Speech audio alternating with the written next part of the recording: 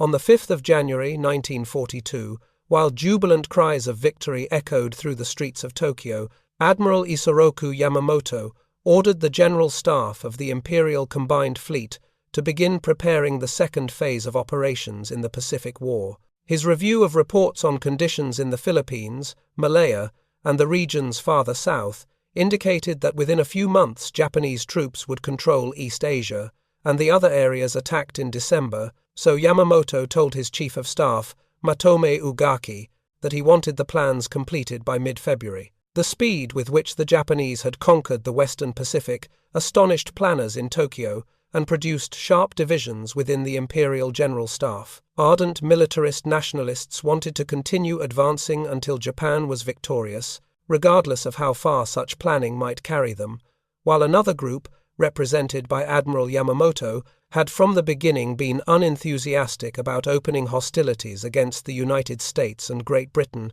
and worried about the future.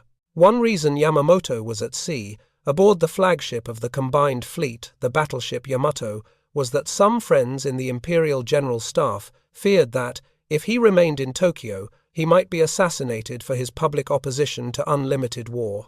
Even then, his views were no secret to those around him, and his Chief of Staff, Admiral Ugaki, wrote in his diary of the need for a far-sighted statesman after this first month of glorious victory, an expression Yamamoto often used to warn that Japan could not wage war against the Western powers and hope to win in the long run.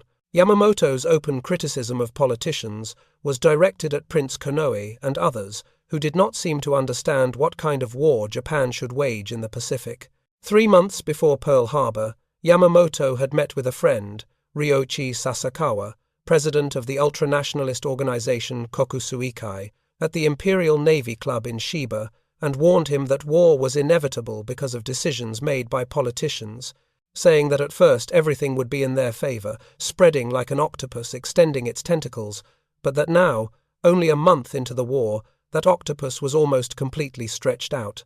Yamamoto also warned his old friend that the euphoria would not last. The moment for political action, he said, would come when Singapore fell, because that disaster would shake the British in India and likely make them willing to listen to peace talk. Yamamoto knew the British well. He had been a member of the delegations to the London naval conferences of 1930 and 1934, and he knew the Americans too, having served as Japanese naval attaché in Washington from 1926 to 1928. He agreed that once the politicians had started the war, it was necessary to win a great victory quickly. But he believed that after such success, Japan would have only a year and a half to enjoy its glory, and he told Sasakawa, "We must obtain a peace settlement by then," looking to this old friend to spread the message among the right-wing political leaders in power. On January 5, victory seemed close. The American battle fleet had been put out of action at Pearl Harbor on December 7. The British battleships Repulse and Prince of Wales had been sunk off the coast of Malaya, in the Philippines, Manila, and the U.S. naval base at Cavite had been captured. The British had surrendered Hong Kong, and Japanese forces were pushing toward new landings in the Dutch East Indies, at Rabaul on New Britain, at Ambon, and in the Solomon Islands. Yet the attack on Pearl Harbor had not achieved everything Yamamoto had hoped in destroying the main elements of the U.S. fleet, because the aircraft carriers, which were at sea, remained intact and posed a constant threat. A spectacular stroke was needed, and Yamamoto did not expect Singapore to fall for another 5 or 6 months. It fell on February 15. So he believed that if he was to create the conditions for negotiations, he would have to move in another direction. But where to strike was the question his planners had to face. The army vetoed Yamamoto's proposal to attack the Soviet Union, since such a war would be fought almost entirely on land, and the army was already heavily engaged in China and Southeast Asia. Thus, 3 other ideas were put forward. Yamamoto's favourite was an offensive in the Indian Ocean, to invade Ceylon, draw out the British Eastern Fleet, and destroy it as he had destroyed the American ships at Pearl Harbor, then push into the Middle East and link up with the Germans advancing toward the Soviet oil fields in the Caucasus, thereby securing for the Japanese Navy all the oil it needed. The army refused to consider an operation in the Middle East, leaving only 2 plans. One, backed by the naval staff in Tokyo, envisaged an attack on Australia to deprive the Americans of that advanced operating base. After moving into the Solomon Islands, the Navy would occupy New Guinea, New Caledonia, Fiji, and Samoa, and sponsors of this plan at Imperial headquarters were already preparing occupation administrations for Australia and New Zealand. But Yamamoto disliked the Australian plan because he believed it would take too long and would not be dramatic enough to stop the Americans. He also knew that the attack on Pearl Harbor had awakened a spirit of revenge in a people the Japanese had learned to despise as soft and incompetent, too soft, the army said, to fight a war to the finish, and it was clear that even the capture of Singapore would not halt the Americans. Yamamoto wanted a victory that would make it possible for Japan to extend a generous olive branch, so in January he ordered another plan to be worked out, and 2 months later sent officers to Tokyo with a document designated Plan MI, which called for a battle off the island of Midway in which the American carrier force would be destroyed. He also sent Plan AL to Tokyo, detailing an invasion of North America via Alaska. If all went well, Hawaii would be occupied, and perhaps later even the West Coast. At the very least, victories at Midway and in the Aleutians would give politicians a basis for negotiating the kind of peace Yamamoto hoped to achieve. In Tokyo, the admirals argued around the conference table at the Ministry of the Navy, but in the end Yamamoto prevailed, and the potential significance of the fall of Singapore in February and the imminent collapse of Bataan and Corregidor, each of which might have served his purposes, was forgotten. The reason they seemed less important was the April raid by a squadron of B-25 bombers under Lieutenant Colonel Jimmy Doolittle on Tokyo. Doolittle's raid shocked the Japanese, making them realize that the Americans had only just begun to fight. In June, after the Midway operation had turned into a disaster for Japan, there was no time for recriminations, and in fact the army did not even know the full extent of the defeat, because the destruction of 4 major fleet aircraft carriers was carefully suppressed so that it was known only at the highest levels of the Navy. While Yamamoto was engaged in his expedition to Midway, the naval staff in Tokyo had been steadily pushing the Navy and its air forces southward to prepare for the impending attempt to cut off Australia. Naval forces had occupied Rabaul on January 23, and from then on had carried out constant aerial reconnaissance and bombing raids against other islands and against New Guinea. It was clear to the Australians, who communicated their concerns to General Douglas MacArthur after his arrival in March, that the Japanese would soon move against New Guinea, and if they succeeded, it would be almost child's play for them to take northern Australia. In February, the Japanese had already bombed Darwin, and in March, when they invaded Salamaua in New Guinea, the pace of operations increased. In May, shortly before the Battle of Midway, the Japanese sent an occupation force toward Port Moresby, but it was driven back by the fierce defense mounted by Americans and Australians in the carrier battle of the Coral Sea. Even so, the Japanese occupied Tulagi, north of Guadalcanal, and built a seaplane base there. The Battle of the Coral Sea convinced planners in Washington and Australia that they had to prepare for a Japanese move southward, and MacArthur told the Australian government that it must be ready for an attack, rather than for a Japanese push that was generally expected to be directed against India. He telegraphed General Marshall asking for 2 aircraft carriers and 1,000 aircraft, but in Washington that May Admiral Ernest J. King, Chief of Naval Operations, informed Marshall that until the end of June he would have only 2 operational carriers available in the entire Pacific, whereas on the eve of Midway the Japanese had 10. Meanwhile, the commander of the Pacific Fleet, Chester W. Nimitz, had already issued a warning about the major move. He expected the Japanese to make a move that turned out to be the Battle of Midway itself. As events unfolded at Midway, the Japanese were deploying their forces in the New Guinea Solomons area.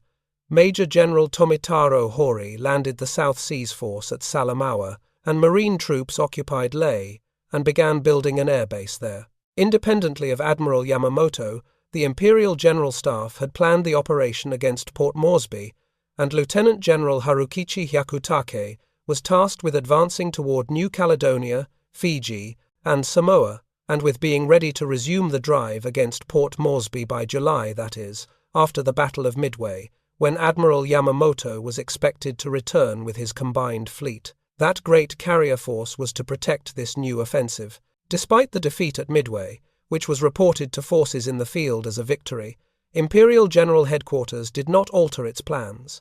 A few days after Midway, the Australians informed General MacArthur that the Japanese were ready to move, and in light of what was presented as the victory at Midway, MacArthur suggested that the Allies launch a preemptive attack against New Britain and New Ireland, and then an assault on Rabaul, the main Japanese naval and air base in the area. With 2 carriers, 1,000 aircraft, and an amphibious division, MacArthur would have driven the Japanese back, pushing them as far as Truk. On June 12, General Marshall presented MacArthur's plan to Admiral King with some changes, asking for 3 aircraft carriers instead of 2, and 1 Marine division plus 3 Army divisions to carry out the assaults.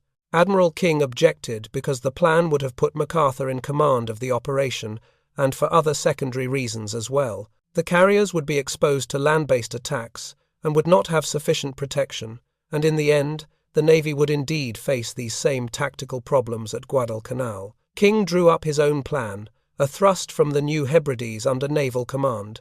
MacArthur disliked having his ground forces operate under the Navy, but no one could deny the need to stop the Japanese before they seized New Guinea and prepared to attack Australia. For the Joint Chiefs of Staff, the issue was who would command the operation. Phase 1, the primary task of taking the Santa Cruz Islands, Tulagi, and adjacent positions, was assigned to King. Guadalcanal was then regarded as little more than a dot on the map, with no known tactical or strategic value, and did not even merit a name in the plan. MacArthur was granted a small concession. After Phase 1, he would take command to eliminate the Japanese in the rest of the Solomons, at Rabaul, and in New Guinea. King prevailed, because the Joint Chiefs recognized that he had already planned a defensive line in the Pacific to protect Australia, and his plan required relatively fewer forces than MacArthur's. Thousands of troops were training in New Caledonia. King had persuaded General Arnold to send several squadrons of the United States Army Air Forces, had reinforced Samoa and Efate in the New Hebrides, and was planning a base at Tonga. Rear Admiral Wilson Brown, whose indecision during the Wake Island crisis had irritated King, was transferred to a newly created unit, the Amphibious Training Command in San Diego, where he and Marine General Holland Smith would develop new techniques for island warfare. Rear Admiral Richmond Kelly Turner, head of King's planning office, suggested that the first effort should be to hold the line in the South Pacific while amphibious forces were trained. The second phase would be a combined U.S. Australian-New Zealand offensive through the Solomons toward the Bismarck Archipelago and the Admiralty Islands. The third phase would call for the capture of the Carolines and the Marshalls, and the fourth would be an advance toward the Dutch East Indies or the Philippines. King approved the plan, which perfectly matched his vision, and arranged for Vice Admiral Robert L. Gormley, then serving as a naval observer in London, to take command of the South Pacific Command. King detached Turner from the planning office and ordered him to prepare to assume command of the amphibious operation, and all of this was done even before the Japanese assault on Port Moresby and Tulagi. Vice Admiral Gormley left Washington on May 1 and was to assume command of the South Pacific Force on June 19, but first he had to go to Pearl Harbor to report to Admiral Nimitz, his immediate superior. When Gormley arrived at Pearl Harbor, the Japanese offensive in the South Pacific had already begun. On May 22, an Army aircraft sighted a Japanese reconnaissance plane photographing Guadalcanal, and Army intelligence suggested that the Japanese were preparing to build an airfield. On June 25, Army intelligence reported that grass on the island's central plateau had been burned, tents had been erected in the area, and a pier was under construction at Lunga. 6 days later, an Australian coastwatcher on the island reported that construction of an airfield was only awaiting the arrival of Japanese construction units, and he even knew their names, the 11th and 13th Pioneer Forces, the equivalents of the American Seabees. This information was confirmed by a radio intercept made by Nimitz's intelligence officers at Pearl Harbor for the Pacific Fleet's radio intelligence group, having broken parts of the Japanese naval code, picked up a message stating that the 11th and 13th Pioneer Forces would arrive at their destination on July 4. Fleet intelligence connected the dots, and on that very day, Admiral Turner, who was visiting Pearl Harbor on his way to prepare an amphibious landing somewhere in the South Pacific, immediately understood where he would be going. It could only be the Solomons. Within 2 weeks, Turner was in Wellington, where he boarded his flagship, USS Macaulay, a former Grace Line passenger steamer, and his task was to train an entire amphibious force in 1 month. While Turner began moving ships and men, Admiral Gormley headed for Melbourne to confer with MacArthur and left New Zealand filled with dark thoughts about the folly of attempting an amphibious operation when no one really knew how to conduct one. MacArthur, who also had reasons to dislike the plan, fully agreed with Gormley, and they concluded that with the aircraft available, it would be impossible to guarantee adequate air cover for the landings. Moreover, the meeting took place on July 18, and the landings were to occur within 3 weeks. They therefore sent a dispatch to Washington recommending that the operation be postponed, but King did not like that message at all. He had told his new commander that he was assigning him a difficult task and that he could not provide the proper tools before autumn, and the reply was a blunt no. The invasion would proceed as scheduled.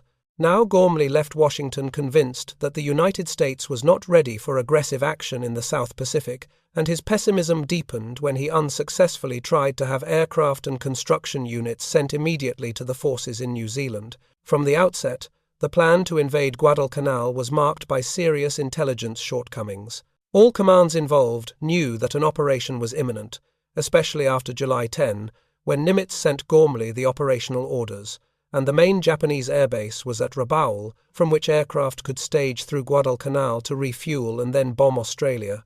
There was no doubt they could deliver a crushing blow to the Allied concentration, yet on July 10 the Allied intelligence report that reached King contained only a casual remark about the construction of an airfield on Guadalcanal, and a few days later another report placed the field on the wrong side of the island. By the end of July the Japanese had completed the airfield, and at the combined fleet headquarters in Japan, Yamamoto ordered that the first mission from Rabaul depart on August 14. Meanwhile, Gormley desperately tried to obtain more support to build forward bases and bring more aircraft into the area, but wherever he turned, the truth of King's words was confirmed. He would not be given the necessary tools. Supplies for the invasion forces, for example, had been loaded chaotically aboard transports at Oakland, where there were many piers, and it would have been possible to unload and reload ships with materials arranged according to their intended use.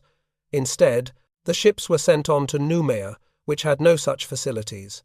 King had a general idea of the difficulties, but there was no time for delays. He knew better than anyone how absolutely essential it was to stop the Japanese before they reached Australia.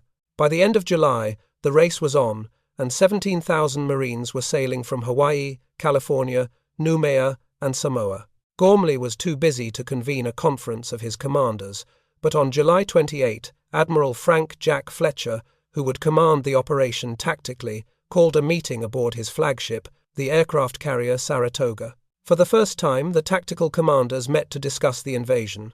Fletcher was to cover the landings with his task force, while Turner was to put ashore the troops of Marine General Alexander Vandergrift. Once the Marines had taken possession of the island, garrison troops would arrive, but the operation had been prepared so hastily that no reserves had been provided. In the South Pacific there were no other troops available. The meeting aboard Saratoga was anything but calm.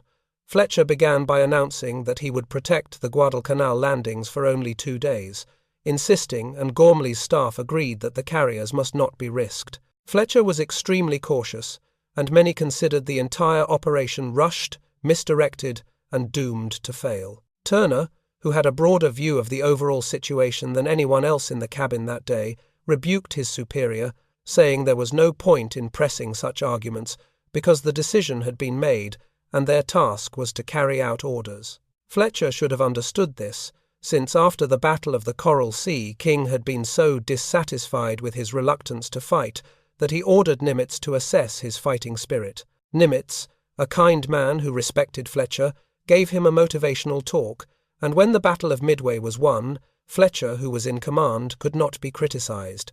But on the eve of America's first offensive of the war, telling the troops and the crews of the supporting ships that he would abandon them within 48 hours was a truly ominous beginning.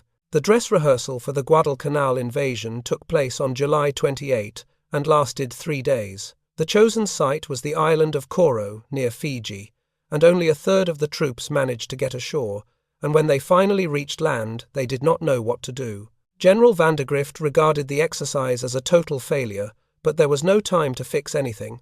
On July 31, the Marines were back aboard their transports, heading for Guadalcanal. On the afternoon of August 6, as the landing force of 75 ships approached the Solomons, Admiral Fletcher, growing ever more nervous, broke away from the group with his aircraft carriers. He would still launch his planes against the landing force as promised, but he took the 26 ships of the carrier group and moved them as far from danger as possible. If American intelligence had been so poor as to allow the Japanese to build an airfield on Guadalcanal under their very noses, Japanese intelligence was even worse, for while the American invasion fleet was concentrating in the South Pacific, the Japanese did not suspect an imminent attack at all. In July 1942, the Japanese army was entirely focused on capturing New Guinea as a staging point for operations against Australia and New Zealand. Major General Tomitaro Hori landed 2,000 men near Buna, and after taking it, the Japanese planned to build airfields there as a prelude to a renewed assault on Port Moresby.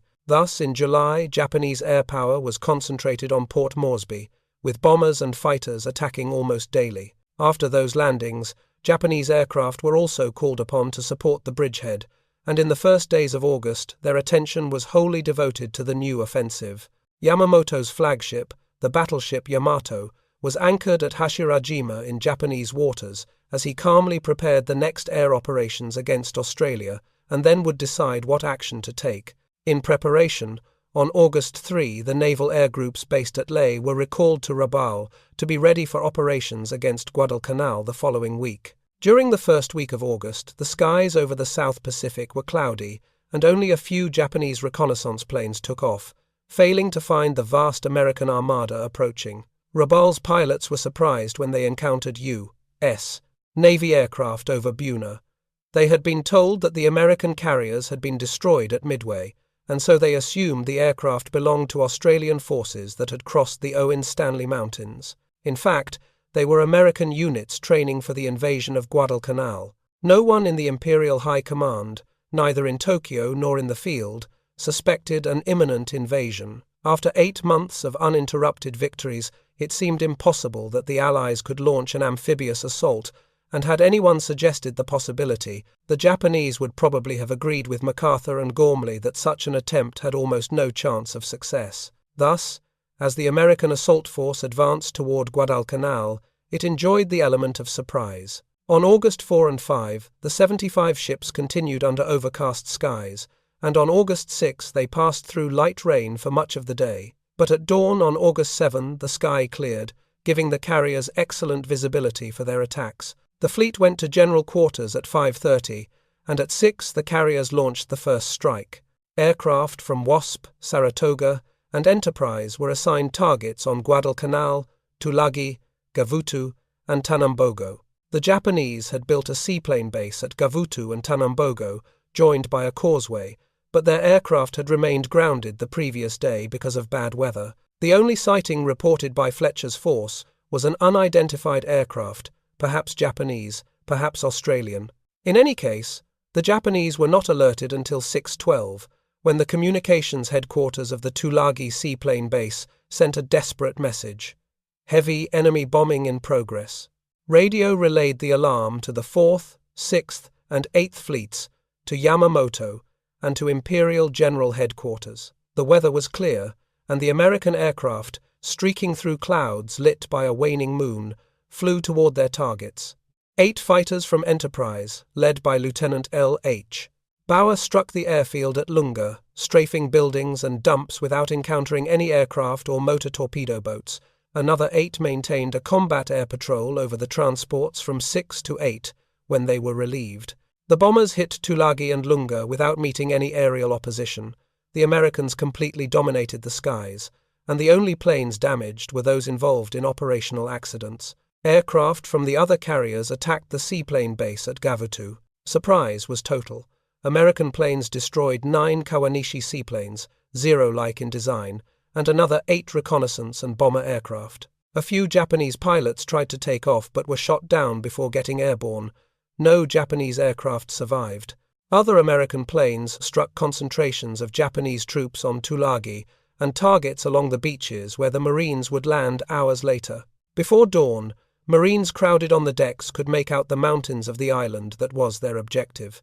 The transports passed through the channel between Guadalcanal and Savo and entered Sealark Channel. At first light, the escorting warships opened fire, lighting up the coastline. There was no significant reply. Cruiser and destroyer bombardments set fuel dumps and shore installations ablaze. At 8, after 2 hours of shelling, the landing craft began moving toward the shore east of Lunga Point. The Marines were tense. Neither they nor their officers had real experience of such a landing, the first U.S. operational amphibious assault since the Spanish-American War. By 9, the Marines were ashore. They met no resistance, for the Japanese had fled into the hills. The advance was astonishingly easy, and the Marines discovered how complete the element of surprise had been. They found unused barracks, a mess tent with a table set with meat, rice, and stewed plums, bowls of rice still full, and chopsticks abandoned. The effects of American preparation were clear. Tents were torn by naval gunfire fragments, and some had been flattened by shell bursts. Any Marine who thought he could celebrate because of how easily the initial objectives had been taken would soon change his mind. It was true that the Japanese had been caught by surprise on Guadalcanal and had not yet built permanent fortifications, since most of the men belonged to construction units rather than combat troops, but on the island of Tulagi, Lieutenant Colonel Merritt Edson's Marine Raiders Battalion and the 5th Battalion of the 2nd Marine Regiment had met ferocious resistance. About 250 Japanese soldiers were deployed there. They belonged to the Yokohama Air Base Detachment under Captain Shigeharu Miyazaki, and they were seasoned, determined fighters. Edson's Raiders were the most highly trained American troops in the Pacific, all volunteers selected from units known for exceptional combat ability. The very concept of Raider had been born from the ideas of Lieutenant Colonel Evans Carlson, who had served for months with the 8th Army of the Chinese Communist Party in its guerrilla war against the Japanese in northern China.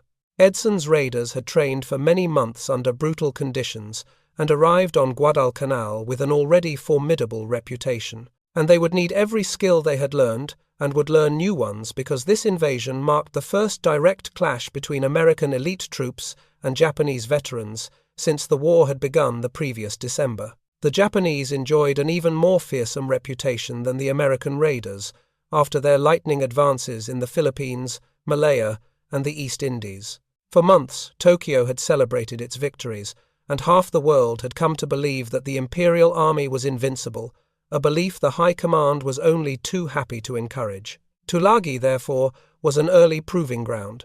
The raiders landed at 8:15 inches the morning on the northwestern coast of the island, and at first the situation did not seem very different from that on Guadalcanal. They met only light resistance from forward sentries.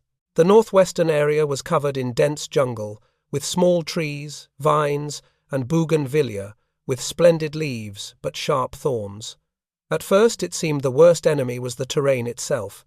Edson lost only one man, hit by a sniper as the Marines reached the beach. His plan was to reach a ridge that ran across the island and then advance along it, clearing the slopes, but the jungle was so thick that it took 3 hours to hack a path of just over 2 kilometers. Once they reached the ridge, the Marines advanced until they emerged from the jungle and found themselves facing the central Japanese defenses built on the slope. The Japanese had carved positions into the rock embrasures and machine gun nests with interlocking fields of fire. Their defense was based on keeping the enemy as low on the slope as possible, but the Marines discovered that by crawling along the cliffs, they could throw dynamite charges and grenades directly into the shelters, and that was how they advanced. One position that the Marines blew up contained 17 Japanese soldiers. A Marine noticed a radio inside and went down to retrieve it, but 2 Japanese soldiers still alive killed him, and the comrade who tried to rescue him before they themselves were killed. The central group of raiders continued the assault, while the right and left flanks advanced along the ridge. But there, too, the situation was extremely tough. One company lost 15% of its men that afternoon alone, yet the frontal resistance was only half the danger. Japanese snipers were everywhere, tied to tree branches, hidden in rooftops, behind rocks, and a frequent tactic was to let the first element of an American unit pass and then open fire on its back, often managing to inflict many casualties before being located and killed. The Marines also learned something else. The bullets from Japanese weapons were more likely to wound than to kill, which was a strategic advantage for the Japanese, since it forced the Americans to commit men and resources to evacuating and treating the wounded. In the afternoon, the raiders advanced along the ridge until they reached a horseshoe-shaped ravine that had once been used as a cricket field by the British. The Japanese had entrenched themselves on the slopes and created devastating fields of fire. When the Marines tried to move forward, they were hit by crossfire. Edson halted the advance because night was falling, and it was too risky to move blindly into unknown territory. That night, the Marines experienced another hallmark of the war against the Japanese: nighttime suicide attacks.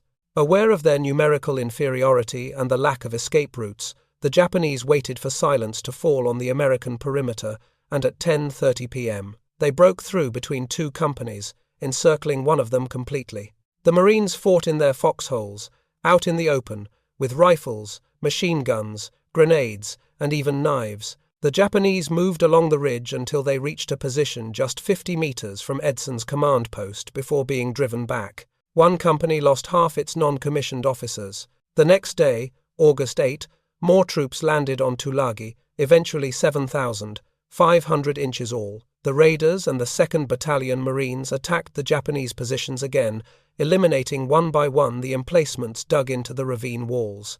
From one cave they pulled out 35 Japanese corpses, some in decomposition, others killed just before the assault. It was a clear sign of Japanese discipline, which demanded fighting to the last man unless ordered to retreat. The few Japanese captured alive in those days belonged almost entirely to labor units, not combat units. The Marines were also struck by the suicidal attitude of the Japanese soldiers. In one bunker, they found 3 officers who, having only one pistol with 3 rounds, had killed each other as soon as they heard the Marines ready to storm the position. In other cases, wounded or apparently surrendering, Japanese suddenly pulled out weapons or grenades to kill themselves and their captors. After several such episodes, the Marines realized it was no longer possible to persuade the Japanese to surrender. From that point on, they almost entirely stopped asking the enemy to give up. Tulagi was declared secured on the 2nd day, although for many days Japanese snipers continued to fire until the last man. The ferocity of the fighting can be illustrated by the experience of Gunnery Sergeant Angus Goss.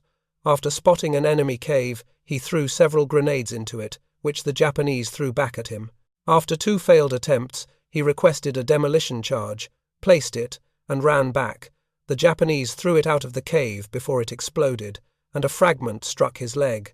Furious, Goss entered the cave with his submachine gun, killing 4 Japanese soldiers and finding 8 more already dead. The fighting on Gavutu and Tanambogo was even worse. The landing took place in mid-morning with few troops, since only light resistance was expected, but the Japanese had fortified both islands. They were dominated by hills about 45 meters high enough to create a devastating tactical advantage. The first waves landed under light fire, but by the second wave the fire became extremely intense. The third wave was hit before reaching the shore, with many casualties. The Japanese positions were interconnected and well armed, with machine guns, automatic rifles, and plentiful ammunition. And as on Tulagi, every position had to be eliminated one by one. The Japanese did not withdraw. The violence of the clashes on Tanambogo was terrible. When the Marines tried to use tanks, the Japanese rushed them with crowbars, grenades, and rags soaked in gasoline. One tank commander killed 23 Japanese with the tank's machine gun before they reached him and killed him with a bayonet. The Japanese threw burning rags into the tank, which burned out completely. By afternoon it was clear that reinforcements were needed. A unit that had landed on Florida Island, where there were no Japanese, was sent to Tanambogo. Before the evening assault, a 5-minute bombardment was carried out, but the last shell hit a fuel dump, lighting the American troops up as perfect targets. 2 boats reached the shore, but the third turned back when the coxswain was killed, and the others followed, thinking the order had been cancelled, leaving the Marines already ashore, surrounded and forced to fight amid flames and darkness. The Japanese counterattacked, and Captain Crane, with 5 men, hid in the vegetation, managing to escape only after the Japanese withdrew to the hills. At 4 in the morning on August 8, more reinforcements arrived and finally captured the causeway connecting the 2 islands. When the fighting ended, of the 500 Japanese on Gavutu and Tanambogo, none had survived. On the morning of August 7, the Tulagi radio station had broadcast the first news of the American assault to Rabaul. The shocking message reached the airfield just as Japanese pilots were about to take off to bomb Australia. They were immediately redirected toward Guadalcanal, but first they were told that the entire seaplane flotilla had been destroyed and that Tulagi had lost all radio contact, a sign it had been occupied. At 8:30, 27 Betty bombers took off, loaded with bombs instead of torpedoes, because they had originally been destined for Australia, escorted by 18 Zero fighters. As they approached the Solomons, they were intercepted by F-4F Wildcats from Enterprise, which shot down several bombers before the Zeros intervened. The clashes were fierce, full of evasive maneuvers among the clouds. Some American pilots were shot down, including many of the best. Meanwhile, other American fighter units attacked Japanese bombers over Guadalcanal, destroying many of them. Australian coastwatchers observers hidden on the islands reported the approach of Japanese formations in time, allowing the American fleet to prepare. A message from Malaita announced the arrival of 24 bombers by noon, and the Royal Australian Navy relayed to ship crews. The ship will be attacked at noon by 24 bombers. Lunch at 11. When the bombers arrived, American and Australian defences were ready. The Wildcats hurled themselves at the bombers, shooting down most of them. Only one bomber managed to hit the destroyer Mugford. The rest of the day saw more engagements. The Japanese Zeros again showed superior maneuverability, but the Americans began applying new tactics, such as the scissors maneuver, which allowed the Wildcats to partially offset the Zeros' agility thanks to their greater toughness and firepower. On the ground, the Marines took control of Tulagi, Gavutu, and Tanambogo at heavy cost. 90 casualties on Tulagi, 250 on the other two islands, while the Japanese fought to the last man. On Guadalcanal, by contrast, the advance was surprisingly easy, so much so that some Marines began to underestimate the enemy, a mistake that would cost them dearly shortly thereafter. On the morning of August 8, the Marines reached the edge of the Japanese airfield, which would be renamed Henderson Field in honor of an aviator killed at Midway. Everything seemed too simple, and the American officers were uneasy. They knew Japan would not allow the United States to hold Guadalcanal without striking back hard. At sea, the situation looked even more dangerous. Fletcher was already withdrawing the carriers, leaving the men ashore with almost no air cover. His decision, prompted by the loss of 21 aircraft, left Turner and the Marines on high alert. Meanwhile, the Japanese were reacting as well. At Rabaul, Vice Admiral Gunichi Mikawa had ordered his forces to arm for an immediate counteroffensive. When he received news of the invasion, he loaded troops onto transports and sent them toward Guadalcanal, but an American submarine sank the transport Meio Maru with 342 men aboard, and Mikawa recalled the remaining transports. However, his true response was already underway. 5 heavy cruisers, 2 light cruisers, and a destroyer, a formidable force, were steaming toward Guadalcanal. Mikawa was an expert in night combat, a Japanese specialty. He knew the Americans had neither experience nor effective tactics for night fighting, and planned a surprise night attack that, if successful, would annihilate the American invasion fleet. In the meantime, the Americans depended entirely on air patrols and submarines to detect Japanese ships. Only in exceptional cases could coast watchers be useful for naval sightings. And yet, even when American B-17 bombers spotted the Japanese cruisers heading south, and when the submarine S-38 reported them as they exited George's Channel, both reports were ignored. The Americans assumed it was normal naval traffic bound for Rabaul.